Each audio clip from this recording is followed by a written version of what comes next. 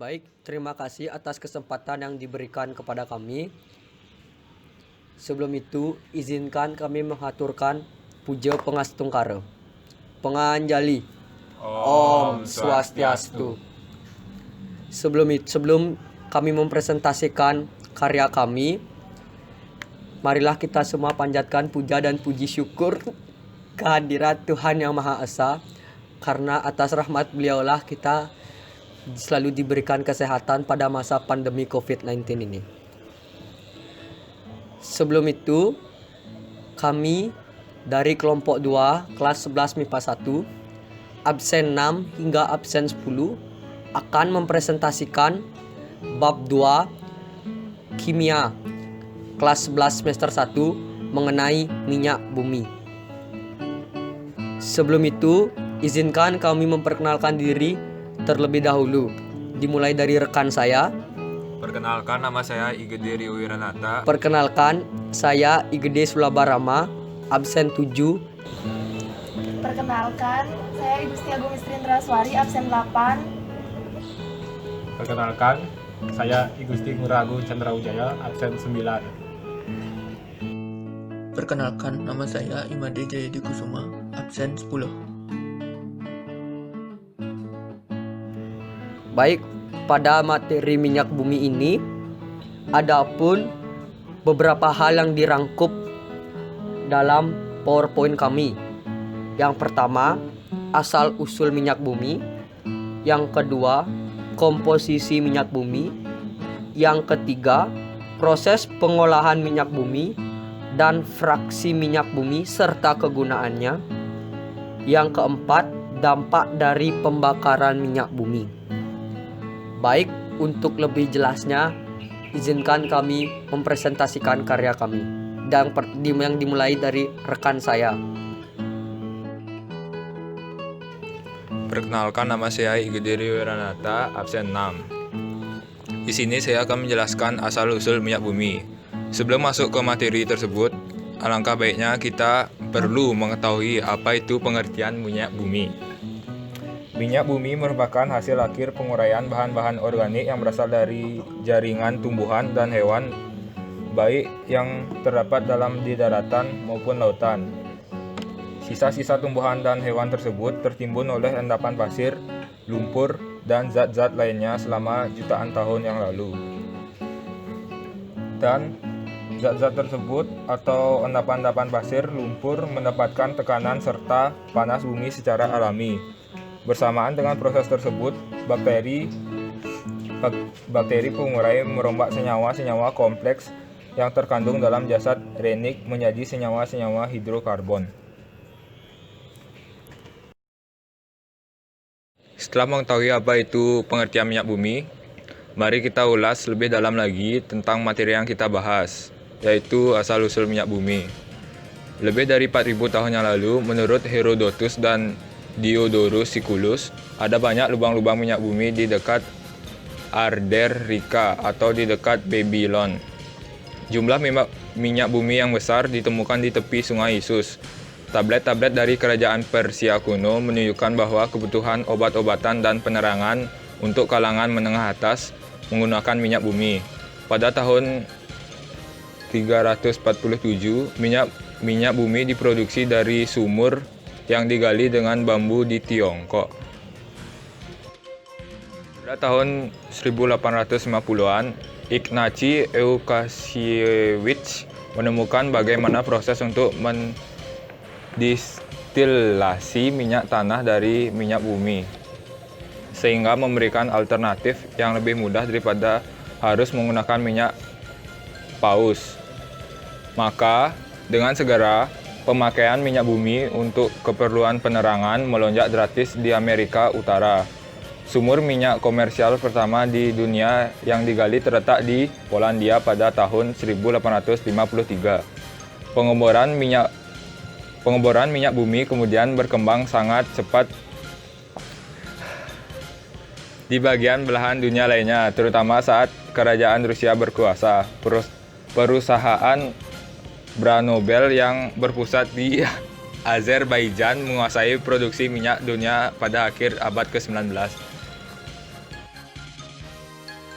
Baik, setelah Rio menjelaskan asal-usul minyak bumi, saya akan menjelaskan mengenai komposisi minyak bumi. Minyak bumi hanya berisi minyak mentah saja, tetapi dalam penggunaan sehari-hari ternyata juga digunakan dalam bentuk hidrokarbon padat, cair, dan gas lainnya. Pada kondisi temperatur dan tekanan standar, hidrokarbon yang ringan seperti metana, etana, propana, dan butana berbentuk gas yang mendidih pada minus 161,6 derajat Celcius, minus 88,6 derajat Celcius, minus 42 derajat Celcius, dan minus 0,5 derajat Celcius berturut-turut, atau minus 25,8,9 derajat, minus 127,5 derajat, minus 43,6 derajat, dan plus 31,1 derajat Fahrenheit. Sedangkan karbon yang lebih tinggi, mulai dari pentana ke atas, berbentuk padatan atau cairan. Meskipun begitu, di sumber minyak di bawah tanah, proporsi gas, cairan, dan padatan tergantung dari kondisi permukaan dan diagram fase dari campuran minyak bumi tersebut. Sumur minyak sebagian besar menghasilkan minyak mentah, dan terkadang ada juga kandungan gas alam di dalamnya. Karena tekanan di permukaan bumi lebih rendah daripada di bawah tanah, beberapa gas akan keluar dalam bentuk campuran. Sumur gas sebagian besar menghasilkan gas, tapi karena suhu dan tekanan di bawah tanah lebih besar daripada suhu di permukaan, maka gas yang keluar kadang-kadang juga mengandung hidrokarbon yang lebih besar, seperti pentana, heksana, dan heptana dalam wujud gas di permukaan. Maka gas ini akan mengkondensasi sehingga berbentuk kondensat gas alam. Bentuk fisik kondensat ini mirip dengan bensin. Persentase hidrokarbon ringan di dalam minyak mentah sangat bervariasi, tergantung dari ladang minyak.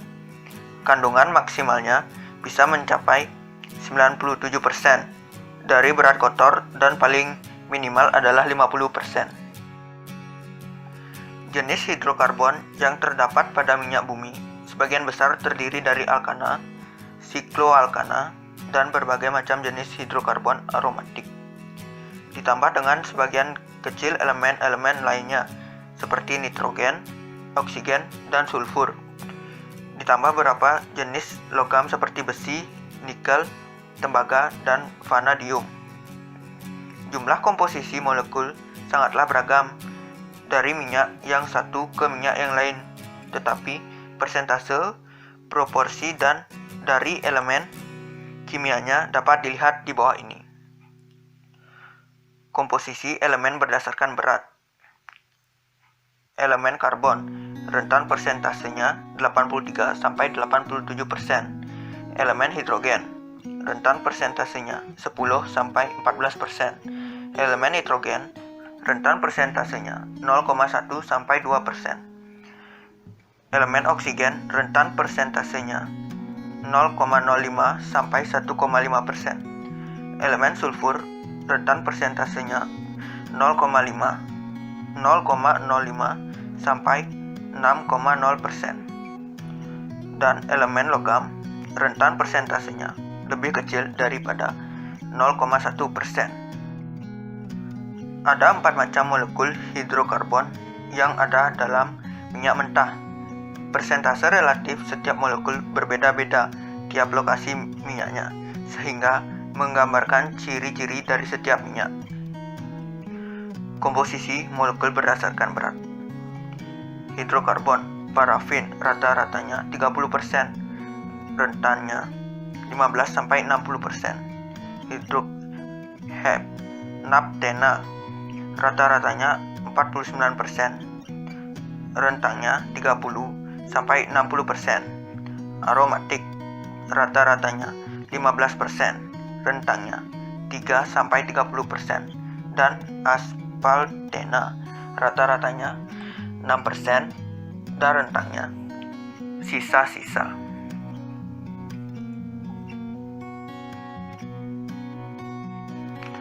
Penampakan fisik dari minyak bumi sangatlah beragam tergantung dari komposisinya. Minyak bumi biasanya berwarna hitam atau coklat gelap, atau meskipun warnanya juga bisa kekuningan, kemerahan, atau bahkan kehijauan. Pada sumur minyak, biasanya ditemukan juga gas alam yang mempunyai massa jenis lebih ringan daripada minyak bumi, sehingga biasanya keluar terlebih dahulu dibandingkan minyak. Dalam campuran itu, terdapat juga air asin, yang massa jenisnya lebih rendah sehingga berada di lapisan di bawah minyak. Minyak mentah juga dapat ditemukan dengan campuran dengan pasir dan minyak, seperti pada pasir minyak Athabasca di Kanada, yang biasanya merujuk pada bitumen mentah. Bitumen yang terdapat di Kanada memiliki karakteristik lengket, berwarna hitam, bentuknya seperti minyak mentah dalam wujud tar, sehingga sangat lengket dan berat, dan harus dipanaskan terlebih dahulu agar larut dan bisa dialirkan. Venezuela juga mempunyai cadangan minyak dalam jumlah besar di pasir minyak Orinoco, meskipun jumlah hidrokarbon yang terkandung lebih cair daripada di Kanada. Jenis minyak ini disebut dengan minyak ekstra berat. Minyak yang terdapat dalam pasir minyak ini disebut dengan minyak tak konvensional. Untuk membedakannya dari minyak yang dapat diekstrak dengan metode tradisional biasa, Kanada dan Venezuela diperkirakan mempunyai 3,6 triliun barel atau 570 kali 10 pangkat 9 meter kubik bitumen, dan minyak ekstra berat ini sekitar 2 kali dari volume cadangan minyak konvensional dunia. Minyak bumi sebagian besar digunakan untuk memproduksi bensin dan minyak bakar. Keduanya merupakan sumber energi primer utama. 84% dari volume hidrokarbon yang terkandung dalam minyak bumi diubah menjadi bahan bakar, yang di dalamnya termasuk dengan bensin, diesel, bahan bakar jet, dan LPG. Minyak bumi yang tingkatannya lebih ringan akan menghasilkan minyak dengan kualitas terbaik. Tetapi karena cadangan minyak ringan dan menengah semakin hari semakin sedikit, maka tempat pengolahan minyak sekarang ini semakin meningkatkan pemrosesan minyak berat dan bitumen, diikuti dengan metode yang makin kompleks dan mahal untuk memproduksi minyak. Karena minyak bumi yang tingkatannya berat mengandung karbon terlalu banyak dan hidrogen terlalu sedikit, maka proses yang biasanya dipakai adalah mengurangi karbon atau menambahkan hidrogen ke dalam molekulnya. Untuk mengubah molekul yang panjang dan kompleks menjadi molekul lebih kecil dan sederhana, digunakan proses fluid catalytic cracking. Karena mempunyai kepadatan energi yang tinggi, pengangkutan yang mudah, dan cadangan yang banyak, minyak bumi telah menjadi sumber energi paling utama di dunia sejak pertengahan tahun 1950-an. Minyak bumi juga digunakan sebagai bahan mentah dari banyak produk-produk kimia, farmasi, pelarut, pupuk, pestisida, dan plastik. Dan sisa 16% lainnya yang tidak digunakan untuk produksi energi diubah menjadi material lainnya. Cadangan minyak yang diketahui saat ini berkisar 190 km kubik atau 1,2 triliun barel tanpa pasir minyak, atau 595 km kubik atau sekitar 3,74 triliun barel jika pasir minyak ikut dihitung. Konsumsi minyak bumi saat ini berkisar 84 juta barel atau 13,4 dikali 10 pangkat 6 meter kubik per harinya atau 4,9 km kubik per tahunnya.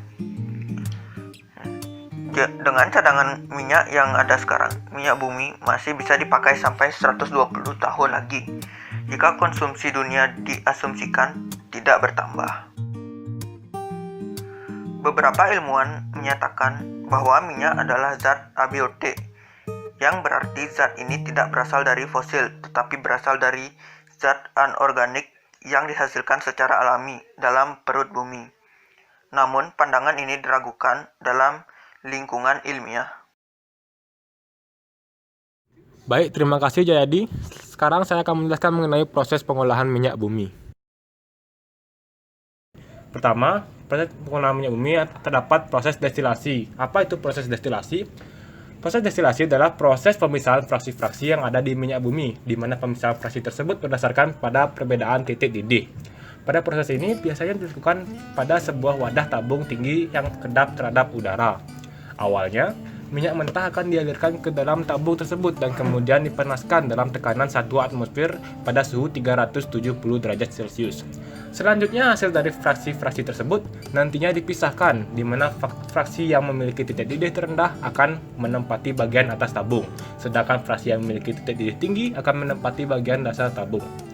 Hasil dari proses destilasi ini antara lain adalah gas, bensin, minyak tanah, diesel, oli, lilin, dan aspal. Di mana semua hasil tersebut belum menjadi bahan siap pakai karena belum melewati tahap-tahapan selanjutnya. Selanjutnya ada catalytic cracking. Nah, sebelum saya menjelaskan catalytic cracking, saya akan menjelaskan mengenai cracking terlebih dahulu. Apa itu cracking? Cracking adalah proses pengolahan minyak bumi yang bertujuan untuk menguraikan molekul-molekul besar senyawa hidrokarbon menjadi molekul hidrokarbon yang lebih kecil. Proses cracking ini sering disebut sebagai proses refinery. Secara umum, proses cracking ini dapat dilakukan dengan 3 cara, yaitu yang pertama, thermal cracking. Thermal cracking adalah proses pemecahan rantai senyawa hidrokarbon yang memiliki rantai panjang menjadi senyawa hidrokarbon dengan rantai yang lebih kecil melalui proses katalis atau pemanasan. Adapun suhu yang dapat digunakan yaitu 800 derajat Celcius dan dalam tekanan 700 kPa. Tujuan dari proses ini adalah untuk mendapatkan fraksi minyak bumi dengan cara boiling range yang lebih rendah dari umpannya. Setelah thermal cracking, terdapat catalytic cracking. Nah, apa itu catalytic cracking? Catalytic cracking adalah proses cracking yang menggunakan suhu tinggi dengan tekanan yang rendah. Proses ini menggunakan katalis sebagai media untuk mempercepat laju reaksi fraksinya. Pada umumnya, reaksi proses pengangkatan katalis ini menggunakan mekanisme perengkahan ion karbonium, di mana pada mulanya katalis yang bersifat asam akan menambahkan proton ke dalam molekul olefin ataupun menarik ion hidrida dari senyawa alkana sehingga hal ini menyebabkan terbentuknya ion karbonium. Setelah catalytic cracking, terdapat hydrocracking. Hydrocracking adalah kombinasi dari proses thermal cracking dan catalytic cracking yang menghasilkan senyawa jenuh. Proses hydrocracking ini dilakukan dengan tekanan yang tinggi. Beberapa hasil dari proses hydrocracking ini antara lain bensin dan bahan bakar jet. Kelebihan dari proses ini adalah memiliki kandungan sulfur yang terdapat pada fraksi, di mana sulfurnya akan diubah menjadi senyawa hidrogen sulfida, sehingga proses pelepasan sulfur akan menjadi lebih mudah. Setelah itu juga terdapat proses reforming. Apa itu proses reforming?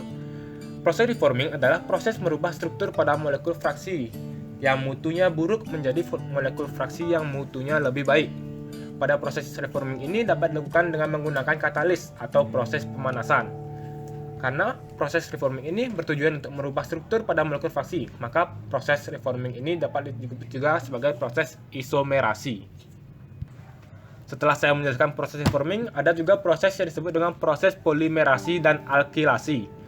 Proses ini yaitu proses yang penambahan jumlah atomnya pada suatu fraksi sehingga molekul sebuah fraksi tersebut menjadi lebih panjang dan bercabang. Pada proses alkilasi ini menggunakan bahan tambahan katalis asam yang kuat seperti H2SO4, HCl.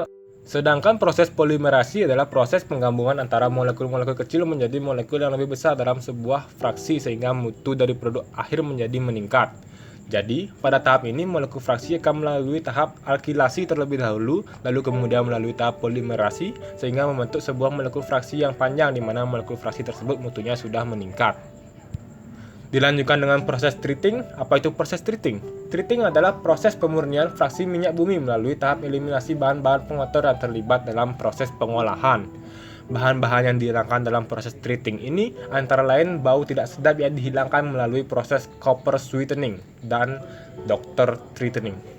parafin yang dihilangkan melalui proses solvent dewaxing, lumpur dan warna yang dihilangkan melalui proses acid treatment, aspal yang dihilangkan melalui proses deasphalting, dan terakhir belerang melalui proses desulfurizing.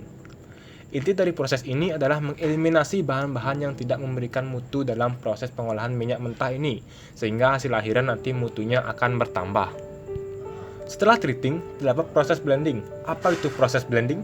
Proses blending adalah proses yang dilakukan untuk meningkatkan kualitas produk siap pakai dengan cara menambahkan bahan-bahan aditif ke dalam fraksi minyak bumi itu sendiri. Salah satu bahan aktif yang digunakan adalah TEL atau tetraethyllead. Tetraethyllead ini merupakan bahan aditif yang digunakan untuk menaikkan bilangan oktan bensin. Setelah melalui proses ini, maka hasil dari pengolahan minyak bumi mutunya menjadi lebih baik dan menjadi bahan yang siap pakai. Baik, selanjutnya masuk ke materi pengolahan minyak bumi.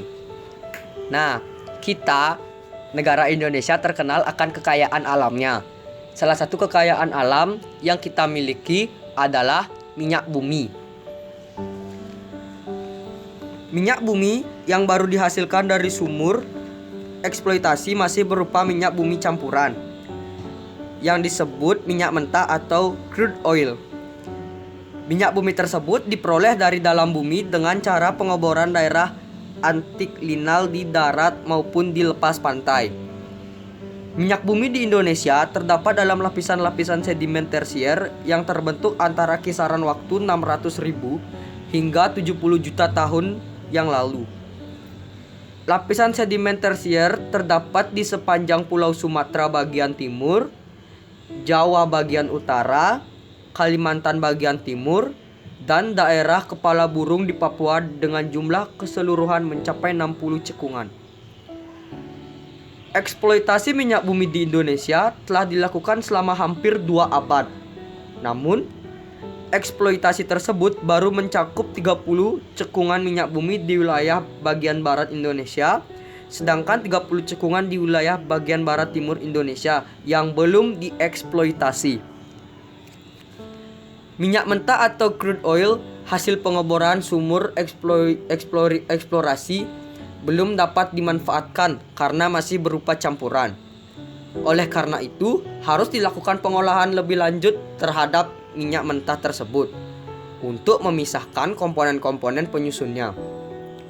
Senyawa-senyawa yang bukan hidrokarbon harus dipisahkan terlebih dahulu dari minyak mentah. Selanjutnya, komponen-komponen minyak mentah dipisahkan dengan cara penyulingan bertingkat atau distilasi fraksinasi. Proses pemisahan komponen-komponen penyusun minyak mentah dilakukan di tempat penghilangan minyak atau refineries. Di Indonesia terdapat banyak tempat penghilangan minyak yang tersebar di seluruh wilayah Indonesia. Tempat-tempat penghilangan minyak tersebut terdapat di Pulau Sumatera, Jawa, Kalimantan, dan Papua, seperti yang telah tertera pada layar PowerPoint.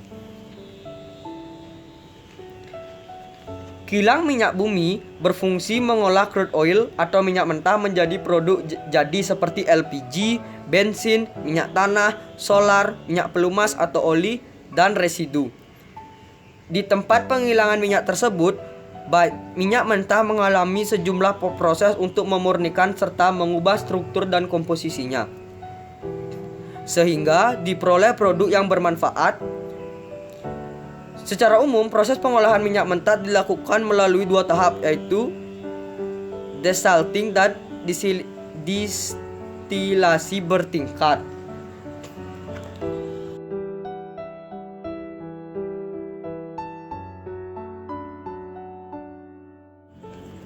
Next, itu dulu.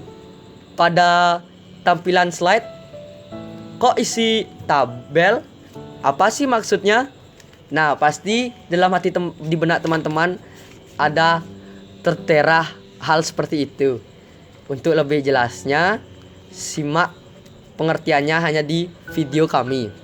Nah, jadi pada tabel yang tertera pada PowerPoint itu merupakan tabel fraksi-fraksi minyak bumi. Fraksi-fraksi minyak bumi itu merupakan proses penyulingan minyak bumi menghasilkan fraksi-fraksi minyak bumi berupa gas alam, petroleum, ether, bensin, nafta, kerosin, solar, minyak pelumas, dan residu atau aspal.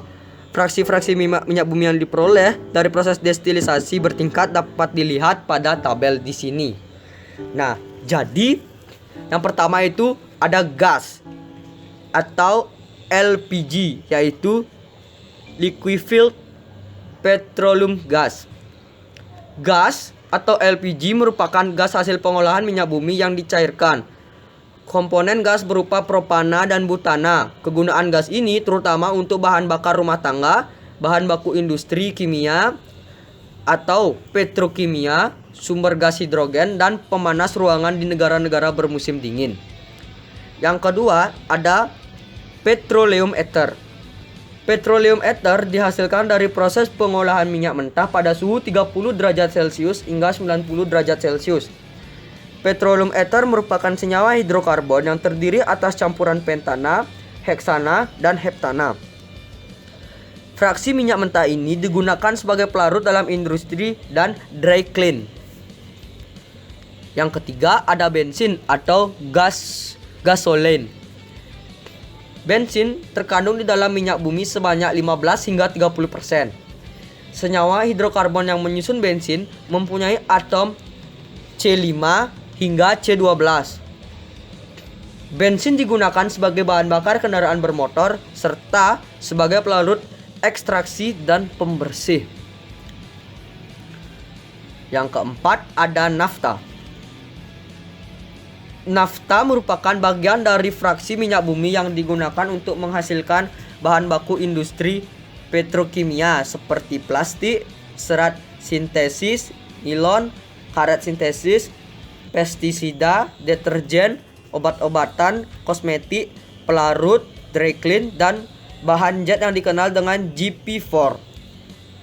Nafta dapat diolah menjadi bensin atau bahan petrokimia melalui proses cracking atau kertakan. Proses kertakan merupakan proses pemecahan molekul alkana dengan pemanasan pada suhu tinggi menjadi molekul yang lebih sederhana. Yang kelima ada minyak tanah atau kerosin. Kerosin terkandung di dalam minyak bumi sebanyak 15 hingga Yang kelima ada minyak tanah atau kerosin. Kerosin terkandung di dalam minyak bumi sebanyak 10 hingga 15%. Senyawa hidrokarbon yang menyusun kerosin mempunyai atom C12 hingga C16.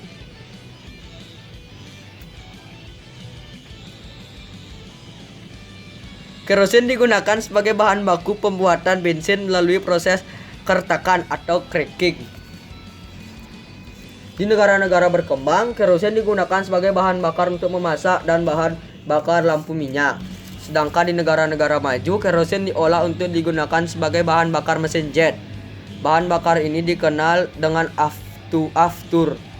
Salah satu fraksi kerosin yang terkenal adalah IRP1 atau kerosin yang dibakar dengan oksigen cair. Kerosin ini digunakan sebagai bahan bakar roket. Kegunaan lain dari kerosin adalah untuk campuran dalam cairan pembasmi serangga. Yang keenam ada aftur atau minyak diesel. Minyak diesel ini memiliki jumlah atom C8 hingga C16 dan memiliki titik didih 150 hingga 300 derajat Celcius. Minyak diesel atau solar terkandung di dalam minyak bumi sebanyak 15 hingga 20%. Senyawa hidrokarbon yang menyusun solar terdiri atas atom yang telah saya sebutkan tadi, yaitu 8 sampai 16. Solar digunakan sebagai bahan bakar mesin diesel. Seperti halnya dengan kerosin, solar dapat dikertak untuk menghasilkan bensin. Yang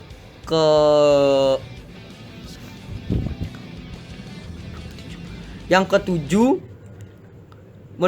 ada solar dan minyak.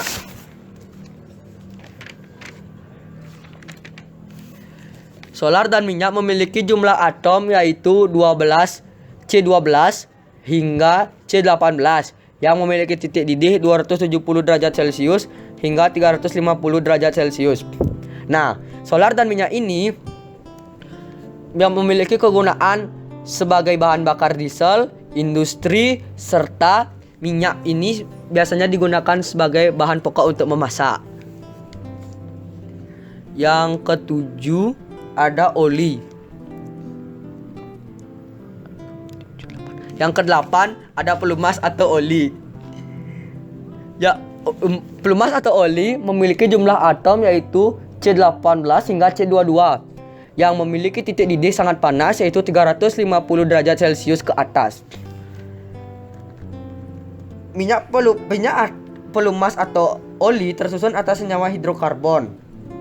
Dan minyak pelumas ini digunakan sebagai pelumas mesin atau lubrikan. Dan juga selain itu kita mengenal pelumas atau oli untuk pelumas pada rantai kendaraan, lebih tepatnya sepeda, agar tidak karatan. Yang kesembilan ada parafin atau lilin. Parafin dihasilkan dari proses pengolahan minyak mentah pada suhu sekitar 350 derajat Celcius atau lebih. Parafin terbentuk atas senyawa hidrokarbon dengan jumlah atom C20 hingga C30. Parafin merupakan zat padat dengan titik cair terendah, umumnya tercampur dengan oli. Parafin dipisahkan dari oli dengan cara memanaskan fraksi oli lalu dipisahkan. Parafin digunakan sebagai bahan baku lilin, baik lilin untuk penerangan, batik maupun kosmetik. Yang terakhir ada residu atau aspal. Residu terkandung di dalam minyak bumi sebanyak 40 hingga 50%. Residu dapat digunakan untuk membuat minyak gosok atau minyak gemuk dan lilin. Keduanya mempunyai kandungan jumlah atom 25 ke atas atau 26 hingga 28. Untuk memperoleh minyak gosok dan lilin dari residu, hidrokarbon dalam residu harus didistilasi atau disuling. Lilin dipisahkan dari minyak gosok dengan ekstraksi pelarut. Residu yang dihasilkan dari proses destilasi pada menara fraksinasi diolah kembali di unit destilasi vakum. Tujuan pengolahan ini untuk menurunkan titik didih residu sehingga menghasilkan fraksi light vacuum gasoli atau LVG, medium vacuum gasoli MVG, heavy vacuum gasoli atau half HVG, dan short residu. Fraksi MVG dan HVG masih diolah lagi di unit polypropylene untuk menghasilkan biji plastik. Sementara itu, LVG akan dicampur dengan solar untuk menaikkan angka sitin. Sedangkan fraksi short residu diolah lagi menjadi aspal. Angka sitin adalah angka yang dipakai untuk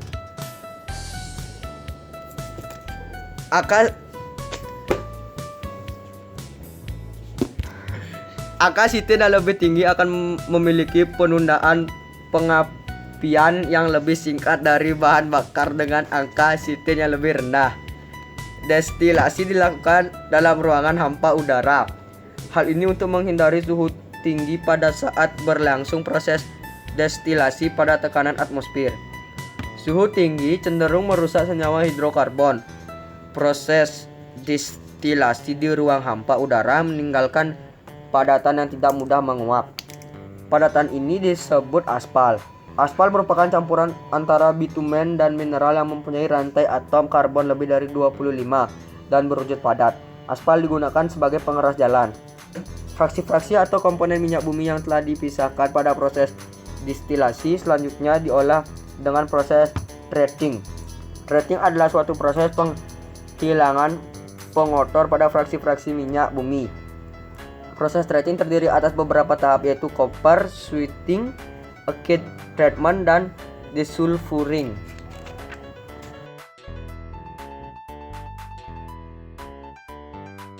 Selanjutnya, saya akan menjelaskan tentang dampak dari pembakaran minyak bumi.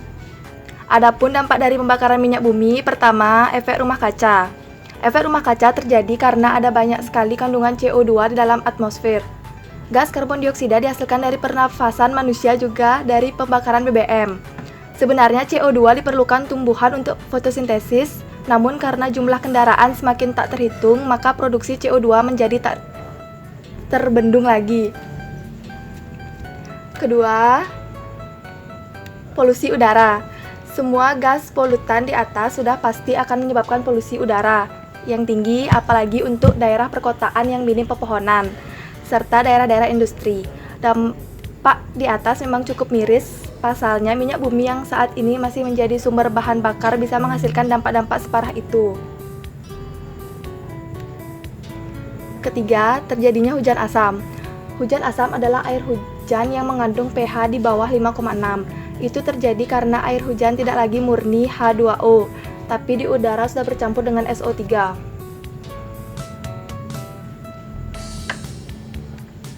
Zat SO3 adalah oksida asam yang terbentuk dari SO2 yang teroksidasi di udara. Zat SO3 di udara yang mudah bereaksi dengan udara akan membentuk asam sulfat dengan rumus SO3 plus H2O H2SO4. Jadi secara sederhana, sulfur dioksida yang dihasilkan oleh pembakaran bahan bakar solar dan batu bara akan teroksidasi di udara menghasilkan SO3. Sulfur dioksida yang sudah teroksidasi tersebut bereaksi atau bergabung dengan air hujan sehingga air hujan tidak lagi murni H2O, melainkan sudah menjadi asam sulfat. Hujan asam ini akan berdampak pada lingkungan seperti menimbulkan karat pada besi, mengganggu pertumbuhan tanaman air, bisa membunuh ikan di danau atau kolam outdoor.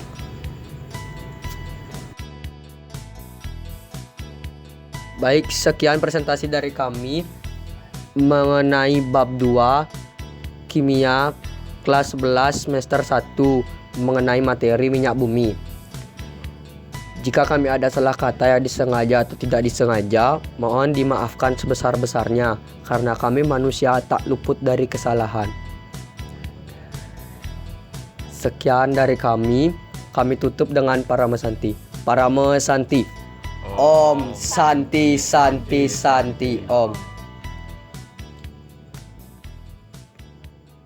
Salam Trisma.